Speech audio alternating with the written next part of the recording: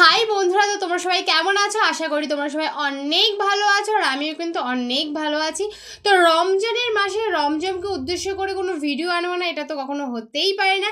আর আজকের ভিডিও কিন্তু জাকিনা স্যারের ভিডিও, মানে স্যারকে প্রশ্ন করা হবে, স্যার আনসার দেবে, সেই ভিডিও নিয়েই কিন্তু আজকে মোটামুটিভাবে আমি চলে এসেছি।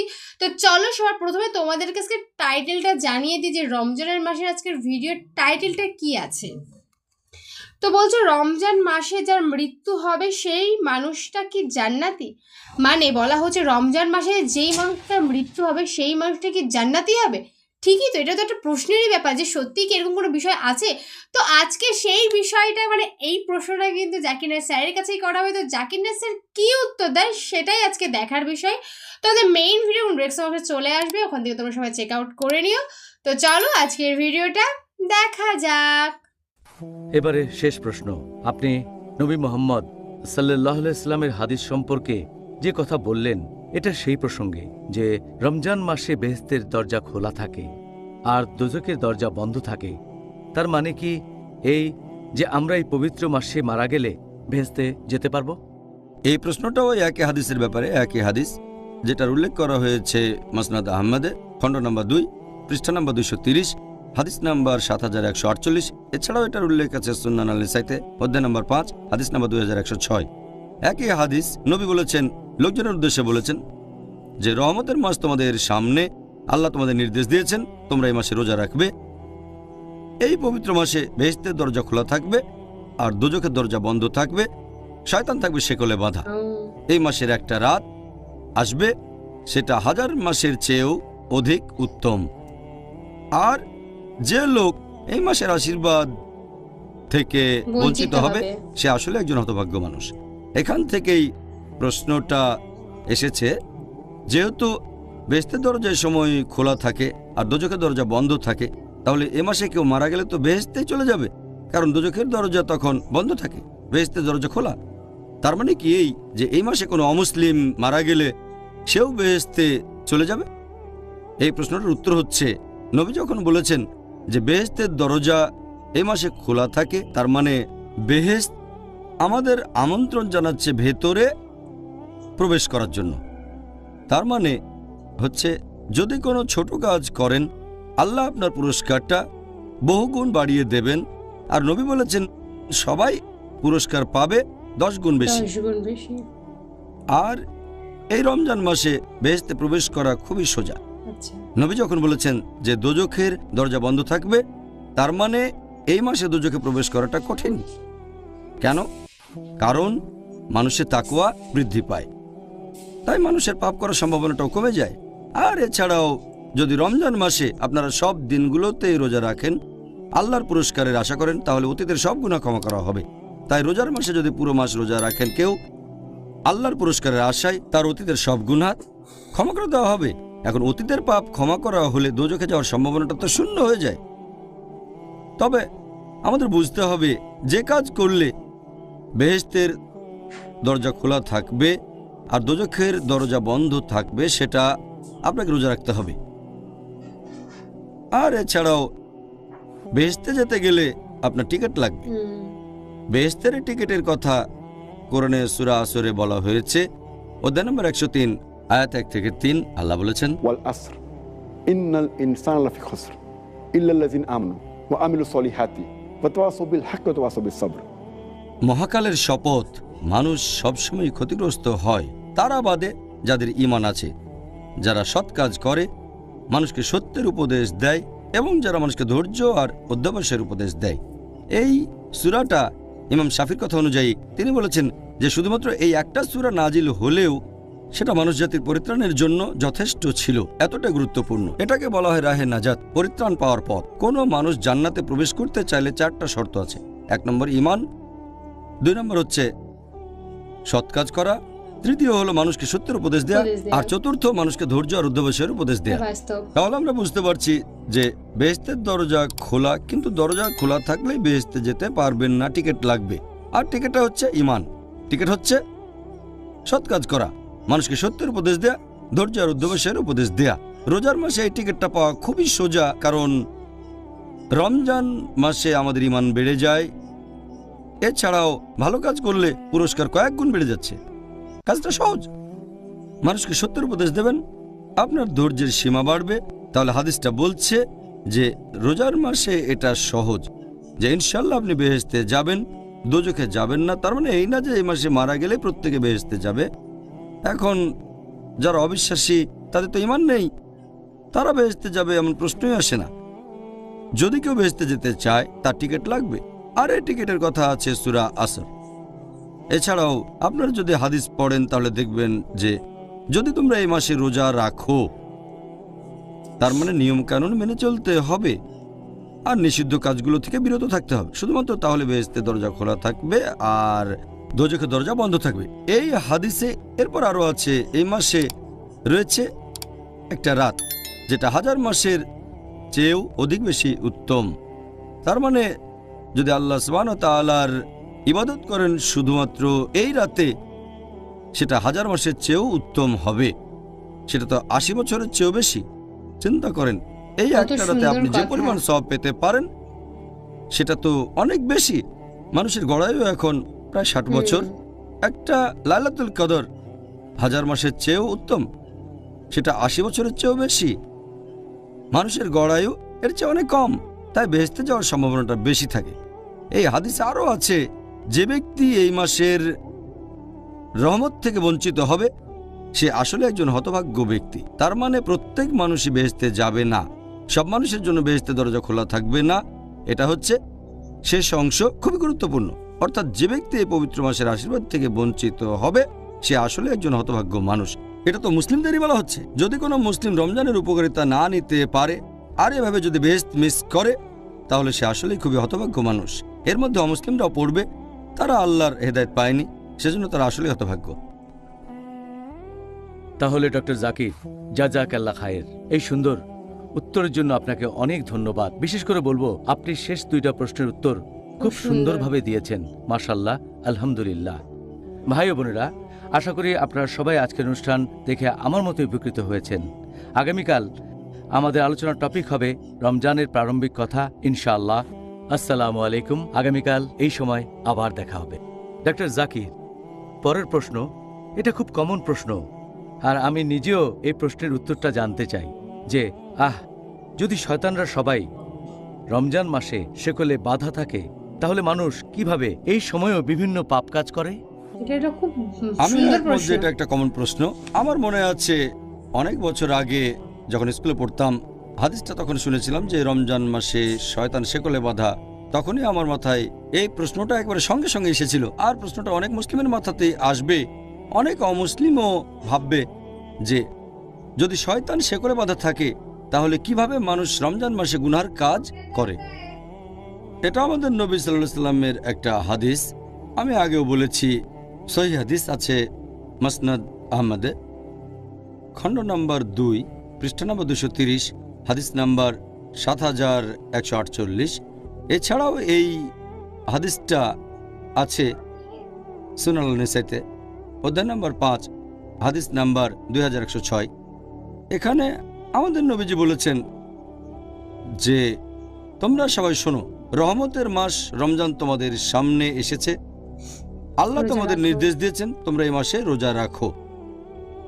আর বেহেশতের দরজা এই মাসে খোলা অবস্থায় থাকবে, দোজখের দরজা বন্ধ থাকবে, শয়তান থাকবে শেকলে বাঁধা। এই মাসের একটা রাত 1000টা মাসের চেয়েও উত্তম।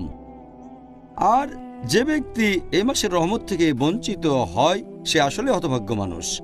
এখন এই হাদিসে পরিষ্কার করে বলা হয়েছে যে রমজান মাসে শয়তান শেকলে বাঁধা থাকবে। প্রশ্নটাও বেশ লজিক্যাল। শয়তান যদি শেকলে বাঁধা, তাহলে মানুষ কেন এমন পাপ কাজ করে থাকে?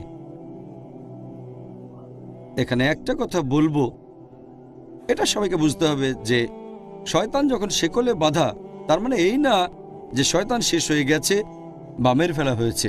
এখনো আছে, তবে শেকলে বাঁধা, মেরে ফেলা হয়নি।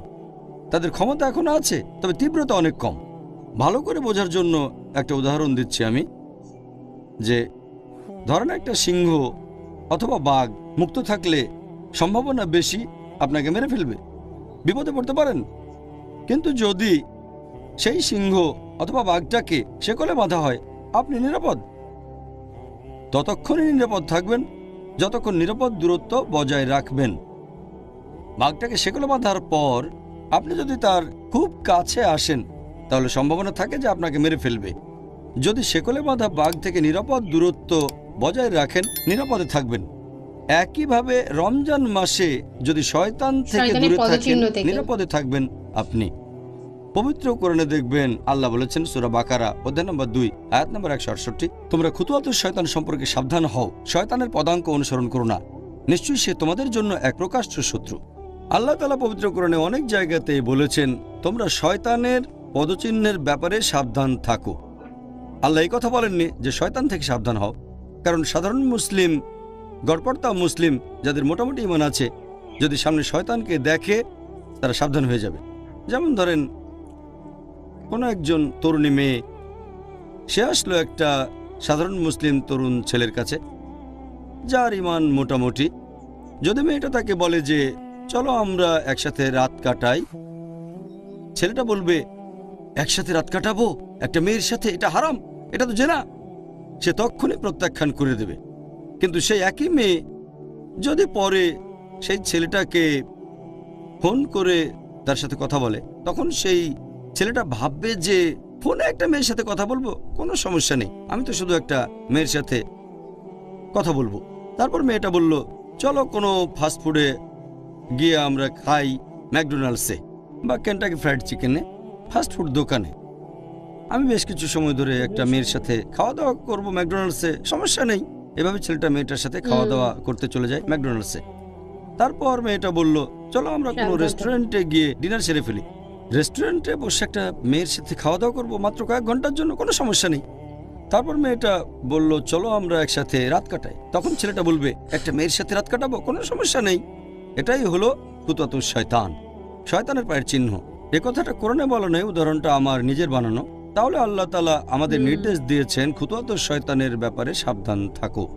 শয়তানের পায়ের চিহ্ন, যদি শয়তান সরাসরি সামনে আসে কোনো সাধারণ মুসলিমের সামনে, যার ঈমান আছে সে সাবধান হয়ে যাবে, সেখান থেকে পালিয়ে যাবে। কিন্তু খুতুওয়াতুশ শয়তান এটা হচ্ছে খুবই বিপজ্জনক। তাই আমরা বুঝতে পারছি শয়তান যখন শেকলে বাঁধা, তার পদচারণা তখন সীমিত জায়গা, তাই অনেক পাপেরই সম্ভাবনা তখন কম। তবে যদি আমরা তার কাছে চলে যাই তাহলে সম্ভাবনা আছে তার দ্বারা প্রভাবিত হয়ে আমরা পাপ কাজ করে বসব, গুনাহ করব। তাই আমাদের সাবধান থাকতে হবে যে রমজান মাসে যদি দূরত্ব বজায় রাখি তাহলে পাপ কাজ করার সম্ভাবনা কম।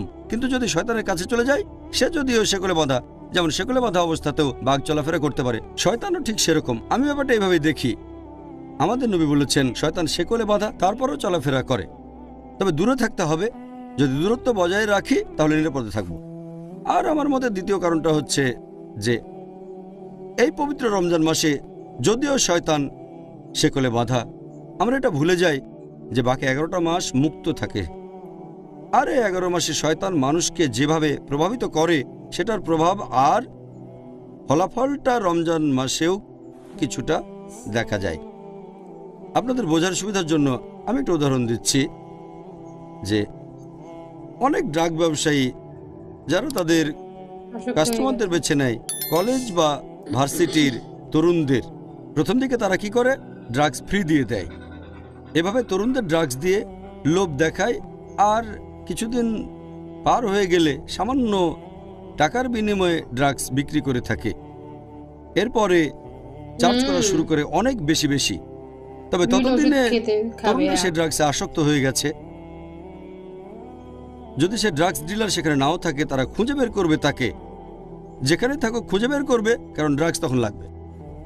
এরপর যদি সেই ড্রাগস ডিলার বা সেই ড্রাগ ব্যবসায়ী জেলখানার মধ্যেও বন্দী থাকে, তাহলে তারা অন্য ড্রাগস ডিলার খুঁজে বের করে নেবে, অথবা কেমিক্যাল শপে গিয়ে বিভিন্ন ওষুধ কিনে খেয়ে দেখবে। তারা তো আসক্ত হয়ে গেছে। তাহলে এই লোকগুলো যারা ড্রাগসে আসক্ত হয়ে গেছে, অথবা বলা যায় শয়তান আসক্ত হয়ে গেছে, যদিও শয়তান সেগুলো বাধা, তার প্রভাবটা রয়ে গেছে।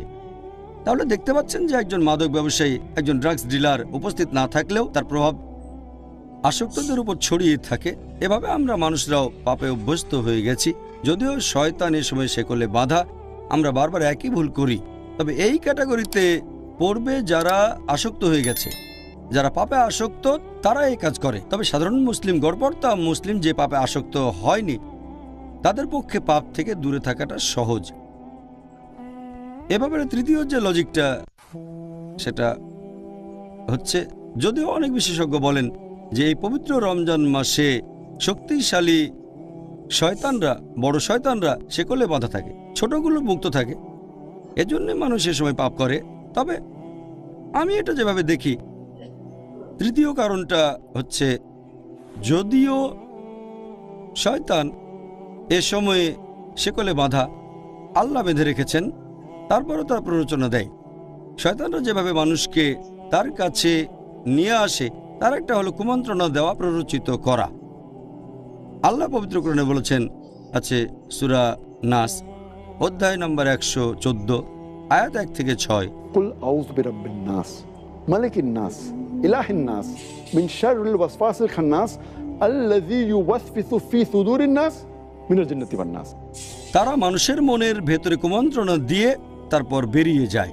তাদের মধ্যে রয়েছে জিন আর মানুষ। এখানে পবিত্র কোরআন আসলে শয়তানের কথা বলছে, যারা মানুষের মনে কুমন্ত্রণা দিয়ে তারপর বেরিয়ে যায়। আর এই সব শয়তানের মধ্যে রয়েছে জিন আর আছে মানুষ। তাহলে হয়তো আল্লাহ সুবহানাহু ওয়া তাআলা সেগুলো আটকে রেখেছেন সেই শয়তানদের যারা জিন, কিন্তু মানুষরা তো থাকে মুক্ত অবস্থায়।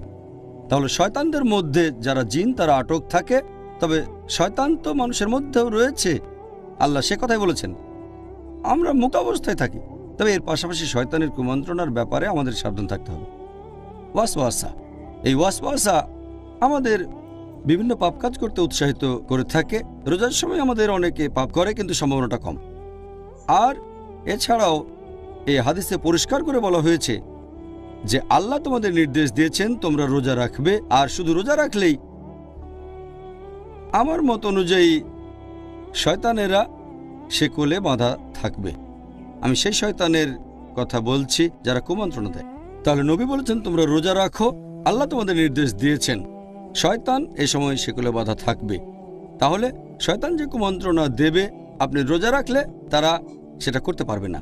শয়তানের কাছ থেকে দূরে থাকতে হলে আমরা রোজা রাখব।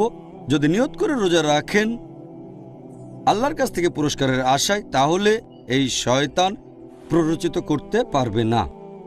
আর এটা লজিক দিয়েও প্রমাণ করা যায়। যদি চেক করে দেখেন যে এই সময়ে মুসলিম দেশগুলোতে অপরাধের হার কেমন, দেখবেন রমজানে কম। তবে অমুসলিম দেশগুলোতে অপরাধের হারটা একই রকম থাকে। এর কারণ হলো যেহেতু তারা রোজা রাখে না অমুসলিমরা, তাই শয়তান তাদের প্রভাবিত করতে পারে। যেহেতু মুসলিমরা রোজা রাখে, অবশ্য সবাই না, তবে বেশিরভাগই রোজা রাখে, অথবা বলা যায় অনেকেই রাখে। আর এই কারণেই রমজান মাসে মুসলিম দেশগুলোতে অপরাধের হার কম থাকে অন্যান্য অমুসলিম দেশগুলোর তুলনায়। আর অমুসলিম দেশগুলোতে অপরাধের হার আগের মতোই থাকে। এতে প্রমাণ হয় যে এমন না হলে অমুসলিমরা অনেক কম পাপ করত। তাহলে শর্তটা হচ্ছে আমরা সবাই রোজা রাখবো সঠিকভাবে আল্লাহ সুবহানাহু ওয়া তাআলার খাতিরে। তাহলে ডক্টর জাকির, জাযাকাল্লাহ খায়ের, এই সুন্দর উত্তরের জন্য আপনাকে অনেক ধন্যবাদ। বিশেষ করে বলবো, আপনি শেষ দুইটা প্রশ্নের উত্তর খুব সুন্দরভাবে দিয়েছেন। মাশাআল্লাহ, আলহামদুলিল্লাহ। ভাই ও বোনেরা, আশা করি আপনারা সবাই আজকের অনুষ্ঠান দেখে আমার মতো উপকৃত হয়েছেন। আগামীকাল আমাদের আলোচনার টপিক হবে রমজানের প্রারম্ভিক কথা, ইনশাআল্লাহ। আসসালামু আলাইকুম। আগামীকাল এই সময় আবার দেখা হবে। দেখো, জাকির নায়েক স্যারের কাছে যেটাই প্রশ্ন করা হয় তার উত্তর কিন্তু স্যার খুব ভালোভাবেই দেন। এবং এই যে প্রশ্নটা করা হচ্ছে যে রমজানের মাসে যদি কেউ মৃত্যুবরণ করে তাহলে সে কি জান্নাতি হবে কিনা, তো তার প্রশ্নের উত্তরে কিন্তু অনেক সুন্দর করে উত্তরটা দিয়েছে। আর তোমরা তো ভিডিওর মধ্যে দিয়ে দেখতেই পেয়েছো যে অনেকবার কারেন্ট চলে যাওয়ার ফলে কিন্তু ভিডিওগুলো কাট করে করা হলো, অনেক কষ্ট করে আজকে এই ভিডিওটা করা হলো। তো তোমরা অবশ্যই জানিও যে ভিডিওটা তোমাদের কতটা ভালো লাগলো। কারণ জাকির নায়েক স্যার অনেক কথা বলেছেন যে সত্যি হারামের পথে কোনটা আছে। কেউ যদি মনে করে যে একটা মেয়ে যখন একটা ছেলেকে এই প্রস্তাবটা দেয়, তো সেটা ভাবে যে অনেক ছেলেরা ভাবে যে না, এটা করা যাবে না, এটা হারাম, এটা ভালো কাজ না। আবার অনেক ভাবে না, কোনো ব্যাপার নেই, এই 1-2 ঘন্টা তো কোনো ব্যাপার না। তো এই প্রশ্নের এই টপিকগুলো স্যার কেন এই কথার মধ্যে উল্লেখ করেছেন, তার একটাই বাস্তবায়িত কথা হচ্ছে, বাস্তবে এটা ঘটে থাকে। তো তার জন্যই কিন্তু এই কথাগুলো বলেছেন, যাতে সবাই খুব স্পষ্টলি ভাবে বা বোঝে। তো ভিডিওটা কিন্তু সত্যিই স্যার অনেক ভালো বলেছে, আর সত্যি লাস্টের দুটো প্রশ্ন তো সত্যিই মারাত্মক ছিল। মানে আমি সত্যিই স্যারের কাছে কৃতজ্ঞ যে স্যার এত ভালো প্রশ্ন তো এত ভালো করে দিল। তো তোমরা অবশ্যই জানো তোমাদের ভিডিওটা কেমন লাগলো, আর নেক্সট তোমরা কী ধরনের ভিডিও দেখতে চাও সেটা আমাদেরকে জানিয়ে আমরা সেই ভিডিও নিয়ে চলে আসবো। তো চলো আজকের মধ্যে এখানেই, বাই বাই।